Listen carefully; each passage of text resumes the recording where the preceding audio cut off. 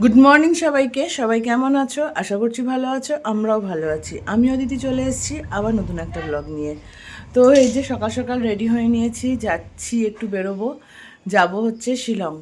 তো যাই হোক, কতদিন ব্লগ করা হয়নি, এক সপ্তাহ পুরো ব্লগ আমি করিনি, কারণ আমার এত পিঠে ঘাড়ে ব্যথা ছিল, আমি মোবাইল তুলে যে ব্লগ বানাবো সেটাই আমার হয়নি।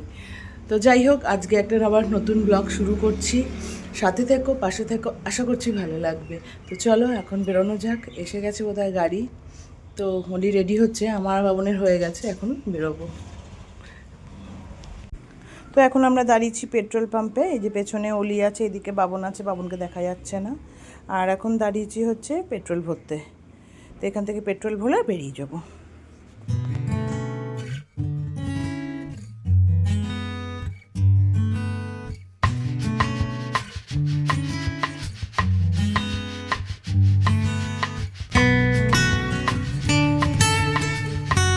এখন আমরা এসেছি জিভাতে ব্রেকফাস্ট করতে। এখান থেকে ব্রেকফাস্ট করে তারপরে আবার বেরোবো। আর ওলি কি আরম্ভ করেছে, ওলি চশমা পরে আসেনি, তাই নিয়ে শুরু করেছে, দেখতে পাচ্ছে না এই না সেই না। আমাকে তেল পনিরটা দিতে পারতো। আর এইদিকে আমি আর ওলি বসেছি, ওইদিকে বাবন।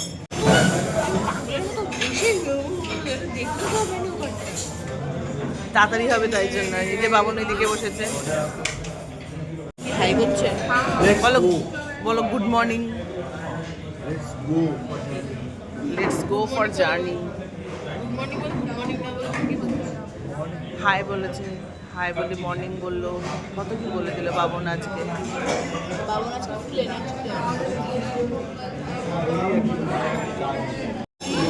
আমাদের খাবার এসে গেছে। নিয়েছে ধোসা, আমি নিয়েছি ইডলি, আর অলি স্যান্ডউইচ অর্ডার করেছে, কিন্তু অলিটা এখনো আসেনি। অলিটা প্রতিবারই দেরি করে আসে।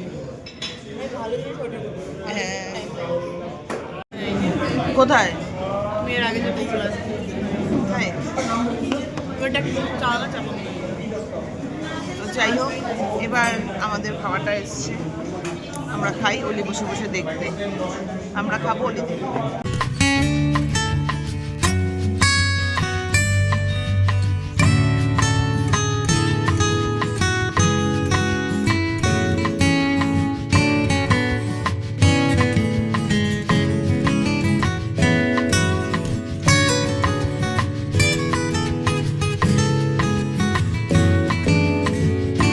দিয়েছি না, পুরো প্যান্টের মধ্যে সস ফেলে দিয়েছি। এটাই যদি আজকে অলি করতো, অলিকে কি বকা দিতাম। কিন্তু আজকে হ্যাঁ, এটা সত্যি তাই, আজকে নিজে যা ঘটিয়েছি। পুরো প্যান্টের মধ্যে আবার রেড কালারের সস, হোয়াইট প্যান্ট, তার মধ্যে রেড কালারের সস ফেলেছি আমি।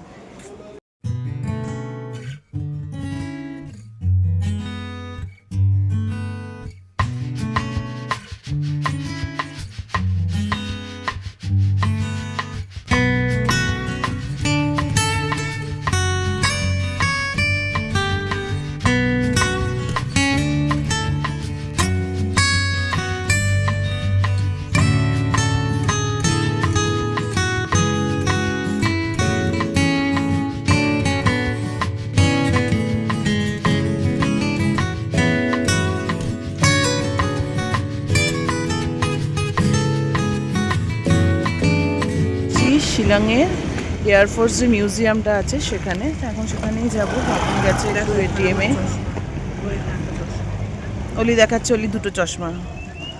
যাই হোক, এখন তাই বাবন গেছে একটু এটিএমে, তারপরে ভেতরে যাব। মারাত্মক ঠান্ডা কিন্তু, পুরো হাওয়া দিচ্ছে, কি মারাত্মক ঠান্ডা।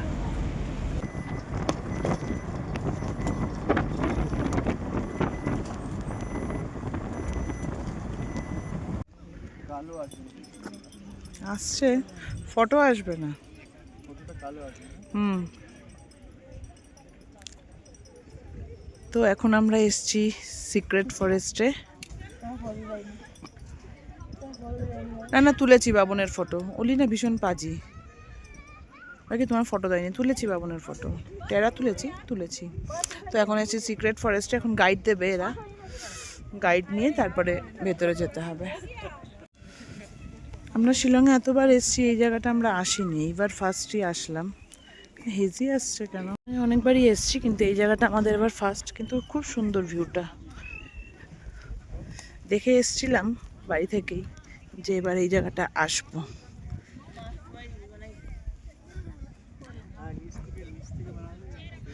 মা দাঁড়াও। ওয়েটিংয়ে বসে আছি, কারণ গাইড দেবে, গাইড আসবে, তারপরে ভেতরে যাব।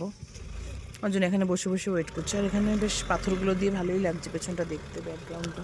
হ্যালো হ্যালো, আজকে আমি ব্লগ করবো।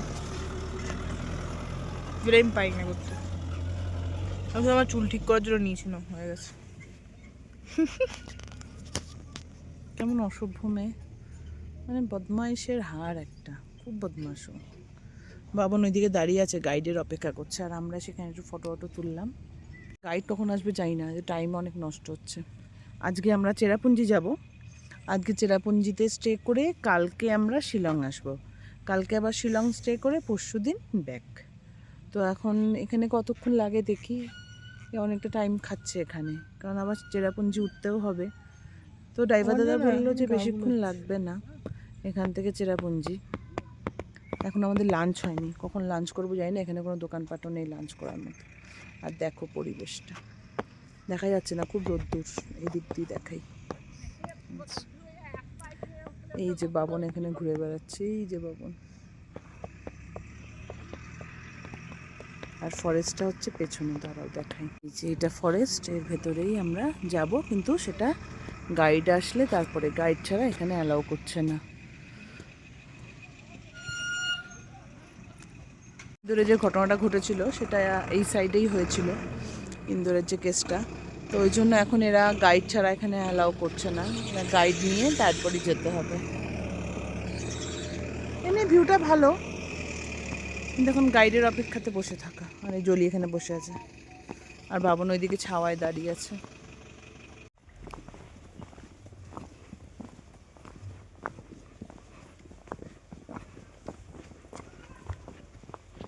As the one face is the most and the powerful Rudraksha. This total expensive is the one Rudraksha. As the native of the Khasi hill, of the Khasi Valley, where we know it Pinus case. Yeah.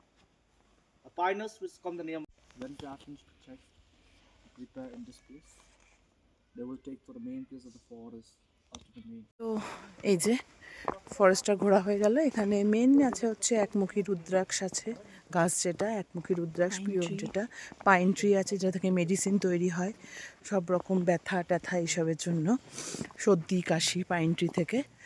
আর আছে হচ্ছে ওদের একটা হাওয়ানের জায়গা, যেটা আগে কত বললো 1949-এর last হাওয়ান এখানে হয়েছে, তারপরে আর হাওয়ান হয় না, কিন্তু জায়গাটা রয়েছে। আর ওটাই হচ্ছে ওদের এখানে পবিত্র, মানে পবিত্র স্থান হিসাবে পূজনীয় আর কি। হ্যাঁ, আর 1997 বললো, 1997 থেকে এটাকে খুলেছে ট্যুরিস্টদের জন্য, নইলে আগে এটা ওপেন ছিল না ট্যুরিস্টদের জন্য। 1997 থেকে এই স্পটটা ট্যুরিস্টদের জন্য ওপেন করেছে। শিলংয়ে অনেকবারই এসছি, কিন্তু এই জায়গাটা প্রথম, তাই না? এই জায়গাটা তাও বাবা আসতে চাইছিল না। হ্যাঁ, এটা হচ্ছে সামনেরটা রুদ্রাক্ষের গাছ, কিন্তু পড়েনি একটা রুদ্রাক্ষ, পড়লে কুড়িয়ে নিয়ে যেতাম। গুলটা আর এটা হচ্ছে রাস্তাটা, এরকম আপ ডাউন করে, আর এই পুরো জঙ্গল। এই যে ওই রাস্তা থেকেই আমরা উঠে আসলাম।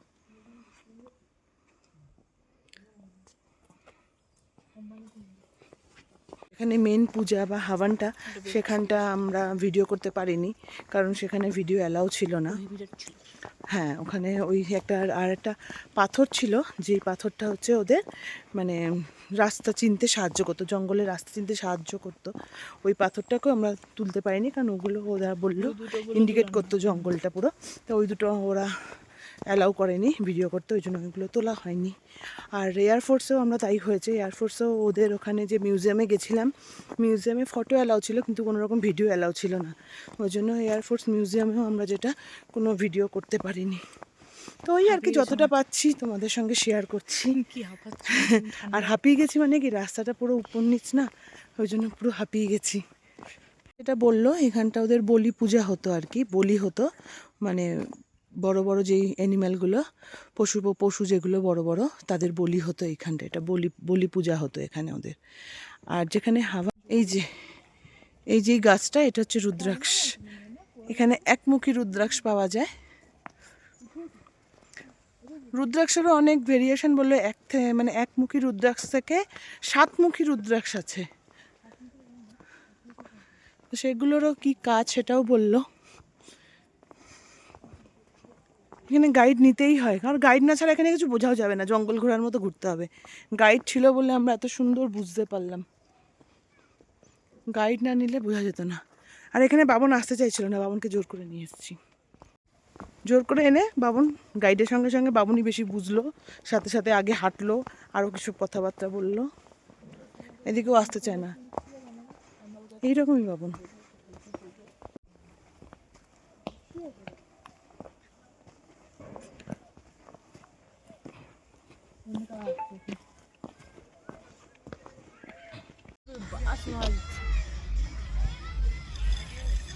লাঞ্চ করতে এখন বাজে মোটামুটি 4টে বেজে গেছে, 4টের উপর বাজে।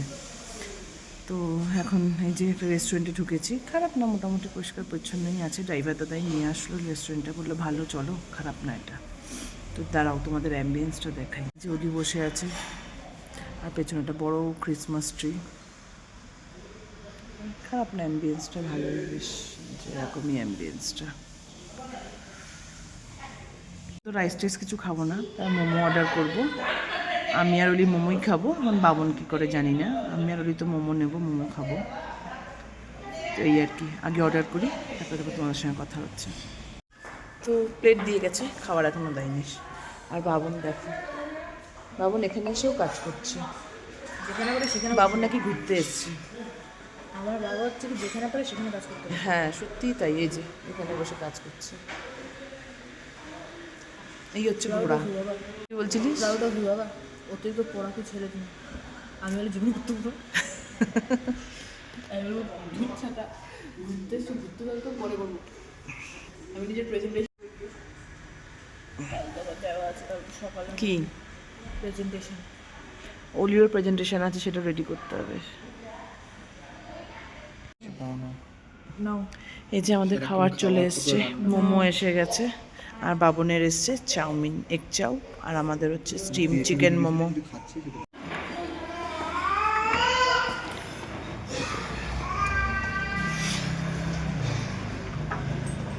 মোমোটা ভালোই ছিল না অলি, মোমোটা বেশ ভালোই ছিল, আর ঠান্ডার মধ্যে বেশ গরম গরম মোমো ভালোই লাগে। হ্যাঁ, পাহাড়ি ঠান্ডায় জায়গায় মোমো মোমো খাওয়ার টেস্টই আলাদা। কালকে ম্যাগি ট্রাই করব যদি কোথাও পাই, ঠান্ডা লাগছে। তাড়াতাড়ি যদি সকাল সকাল বেরোতে পারি, কোথাও ম্যাগি পেলে কালকে ম্যাগি ট্রাই করব। পাহাড়ে ম্যাগি আর মোমো, এই দুটো না খেলে পাহাড়ে ঘুরতে আসা বেকার। তো চলো, খাওয়া দাওয়া কমপ্লিট, এবার চেরাপুঞ্জির দিকে রওনা। এখন ডাইরেক্ট চেরাপুঞ্জি, আর কোথাও যাওয়ার নেই। হ্যাঁ, আমরা আজকে রাত্রের জন্য এসছি হচ্ছে একটা হোমস্টেতে, খারাপ নয়, রাত কাটানোর মতোই আর কি। যেটা আমরা খুঁজেছিলাম, হ্যাঁ, যেটা আমরা বুক করা হয়েছিল সেটা আমরা লোকেশানে খুঁজে পেলাম না, মানে এমনই, মানে আমাদের ইয়েতে বুক করা ছিল অনলাইনে, কিন্তু আমরা লোকেশানই খুঁজে পাইনি। তারপর একটা ড্রাইভার দাদাই নিয়ে আসলো, একটা বাবলুদা একটা হোমস্টেতে নিয়ে এসছে।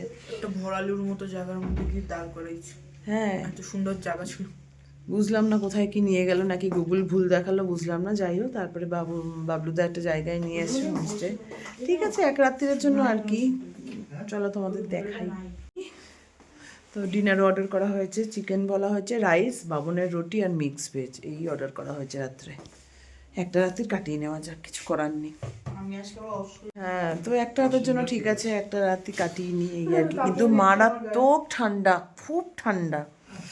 তো আমাদের ডিনার অর্ডার করা হয়ে গেছে। হ্যাঁ, এই যে রুম, এখানে একটা বেড, এইদিকে একটা বেড, আর এইদিকে একটা প্যাসেজ আছে, এখানে আয়না, এখানে টেবিল আছে খাওয়া দাওয়া রাতে ডিনারের জন্য। আর হচ্ছে ওয়াশরুমটা ঠিকঠাকই আছে, এই যে ওয়াশরুম, গিজার টিজার আছে, এই যে ঠিক আছে একটা রাতের জন্য আর কি। গুড মর্নিং সবাইকে, আজকে নেক্সট ডে। কালকে রাতে আর ব্লগটা শেষ করতে পারিনি, কারণ রাতে এসে তো আমি ঘুমিয়েই পড়েছিলাম, একটু ঘুমিয়ে নিলাম, কারণ আমার চেরাপুঞ্জি উঠতে খুব কষ্ট হয়। চেরাপুঞ্জিতে এত বাঁক, মানে খুব জার্নি হয়ে যায়। তো যাই হোক, এসে ঘুমিয়ে পড়েছিলাম। তারপরে খাবার টাবার যখন দিয়েছে, এত ঠান্ডা কালকে রাত্রে, এখন তো সকালে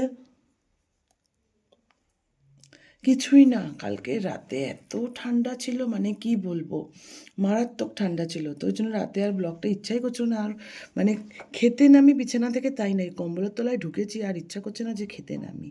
যাই হোক, ওই জন্য কালকে রাতে আর ব্লগটা এন্ড করিনি। তো ভাবলাম যে না, সকালে তো এন্ড করতে হবে, চলো তোমাদেরকে একটু বাইরেটা দেখিয়ে দিই, তারপরে এন্ড করবো। পেছনে কি সুন্দর নদী, চলো তোমাদের দেখাই, দেখিয়ে ওখান থেকে ব্লগটা এন্ড করবো। চলো।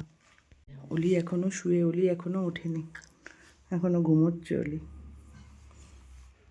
এই যে সামনে এরকম রাস্তা, গাড়ি টাড়ি যাচ্ছে পুরো রাস্তার উপরেই, এই যে। আর পেছন দিকটা চলো দেখাই তোমাদেরকে। আর এই দেখো পেছন দিকে কি সুন্দর নদী, আর এত মানে শান্ত জায়গাটা, পুরো পিসফুল জায়গা। মানে তুমি যদি চুপচাপ থাকো, নদীর আওয়াজ ছাড়া কোনো কিছু তোমার কানে আসবে না। আর এই যে নিচে নিচে সব ঘর করা, এটা কিন্তু দোতলা, আমরা যেটাই আছি ওটা হচ্ছে দোতলা। আর নিচেও এই যে ঘরটা, রুম টুম আছে ওদের। দেখো কি সুন্দর নদীগুলো, পেছন দিয়ে নদী বয়ে যাচ্ছে। আর চুপচাপ থাকলে নদীর আওয়াজ ছাড়া কোনো আওয়াজই কানে আসছে না।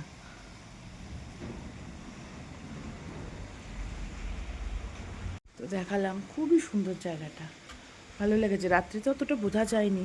তারপরে রাত্রে এসে বাবন তো প্রথমে বলছিল কী করবে, চেঞ্জ করবে। বললাম না, একটা রাত্রি চলো থেকে যাই।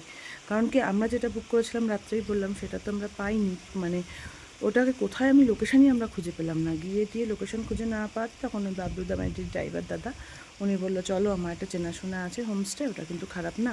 আর এখানে যে হোটেলগুলো আছে অনেকটা দূরে দূরে, মানে আমরা যেখানে ছিলাম সেখান থেকে মোটামুটি 1.5-2 কিলোমিটার মতো করে করে সব যেতে হবে, তারপরে হোটেল। তো দাদা বললো চলো, আমার হোমস্টেটা ভালো আছে, নিট অ্যান্ড ক্লিন আছে, আর সবচেয়ে বড় কথা নিট অ্যান্ড ক্লিন লাগে, আর হচ্ছে সিকিউর লাগে, ব্যাস। তো ঠিক আছে, উনি যখন চেনে, উনি আনে যখন, লোক তো আসেই। তো ভেবে তো ঠিক আছে চলো। কিন্তু রাতে তো বোঝা যায়নি, কিন্তু সকালে দেখলাম জায়গাটা সত্যিই খুব সুন্দর। হ্যাঁ, হয়তো বড় সড়ো হোটেল না, কিন্তু খুব সুন্দর, পরিবেশটা খুব সুন্দর। দাঁড়াও তোমাদের ঝর্ণার আওয়াজ শোনাই।